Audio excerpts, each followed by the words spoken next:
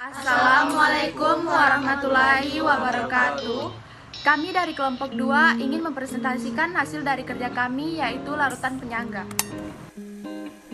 Untuk yang pertama ada sifat larutan penyangga.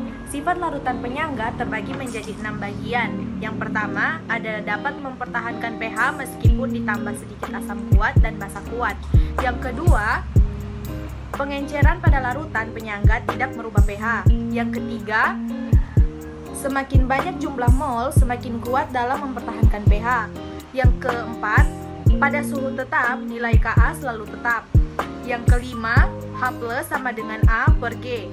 Yang keenam, campuran asam dan garam mempunyai pH stabil jika pH campuran terletak antara pKa-1 dan pKa+1. Selanjutnya, prinsip kerja larutan penyangga. Prinsip kerja larutan penyangga asam dalam mempertahankan pH adalah sebagai berikut. Setiap penambahan H+ akan dinetralisasi oleh basa konjungsi. Setiap penambahan OH- akan dinetralisasi oleh asam lemah. Setiap pengenceran dengan N2H2O berarti memperbesar jumlah ion H+ dan basa konjungsi dari ionisasi asam lemah, namun menambah konsentrasi H+ menjadi tidak berarti karena volume larutan juga bertambah. Prinsip kerja larutan penyangga basa dalam mempertahankan pH dalam sebagai berikut. Setiap penambahan H+ akan dinetralisasi oleh basa lemah. Setiap penambahan H- akan dinetralisasi oleh asam konjungsi. Setiap pengenceran dengan H2O berarti memperbesar jumlah ion H-, OH- dan asam konjungsi dari ion ionisasi dan lemah. Namun penambahan konsentrasi OH- menjadi tidak berarti karena volume larutan juga bertambah. Selanjutnya ada cara membuat larutan penyangga.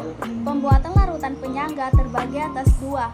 A. Pembuatan larutan penyangga secara langsung. Langkah pertama menyampurkan asam lemah dengan garam basa konjugasinya seperti La yang dapat terionisasi menghasilkan ion amin. Dan langkah kedua menyampurkan basa lemah dengan garam asam konjugasinya seperti BHX yang dapat terionisasi menghasilkan ion BH+. Contohnya seperti CH3COONa tambah CH3COOH dan NH4Cl tambah NH4OH. Bagian B yaitu pembuatan larutan penyangga secara tidak langsung, yaitu mencampurkan suatu asam lemah dalam jumlah berlebih dengan suatu basa kuat sehingga bereaksi menghasilkan garam basa konjugasi dari asam lemah tersebut. Selanjutnya mencampurkan suatu basa lemah dalam jumlah berlebih dengan suatu asam kuat sehingga bereaksi menghasilkan garam asam konjugasi dan basa lemah tersebut. Contohnya CH3COOH ditambah NaOH menghasilkan CH3COONa ditambah H2O. NH4OH ditambah HCl menghasilkan NH4Cl ditambah H2O. pH larutan penyangga. 1. pH larutan penyangga asam. Larutan penyangga asam dapat dibuat dari asam lemah dan garamnya. Misalkan, dalam larutan penyangga asam yang mengandung asam asetat atau CH3COOH dan ion asetat atau CH3COO-. Terdapat reaksi kesetimbangan sebagai berikut. CH3COOH menjadi CH3COO- tambah H+. Maka harga tetapan kesetimbangan asam atau Ka dan harga dari H+ adalah Ka sama dengan CH3COOH- dikali H+ per CH3COOH. H+ sama dengan Ka CH3COOH per CH3COO-. H+ sama dengan Ka asam lemah per basa konjugasi. 2. pH larutan penyangga basa. Larutan penyangga basa dapat dibuat dari basa lemah dan garamnya. Misalkan dalam larutan penyangga basa yang mengandung amonia atau NH3 dan ion amonium atau NH4 plus. Terdapat reaksi kesetimbangan sebagai berikut: NH3 tambah H2O menjadi NH4 plus tambah OH-. Maka harga tetapan kesetimbangan asam atau K+, dan harga dari H+ adalah Kb sama dengan NH4 plus kali OH- per NH3. OH- sama dengan Kb NH3 per NH4 plus.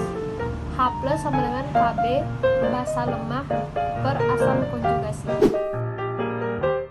Selanjutnya, peranan larutan penyangga dalam tubuh makhluk hidup dan industri dibagi menjadi dua, A dengan B. Yang A, peranan larutan penyangga dalam tubuh makhluk hidup dibagi menjadi tiga.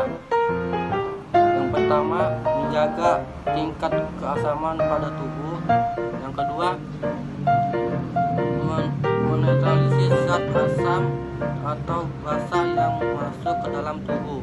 Yang ketiga, memastikan agar enzim dapat bekerja. Dan yang B, berperanan larutan penyangga dalam industri. Dalam industri farmasi, larutan penyangga berperan untuk pembuatan obat-obatan agar zat aktif dari obat tersebut mempunyai pH tertentu. Selain larutan penyangga juga digunakan untuk industri makanan dan minuman ringan. Seperti yang sering digunakan adalah natrium ekstrak dan asam sitrat.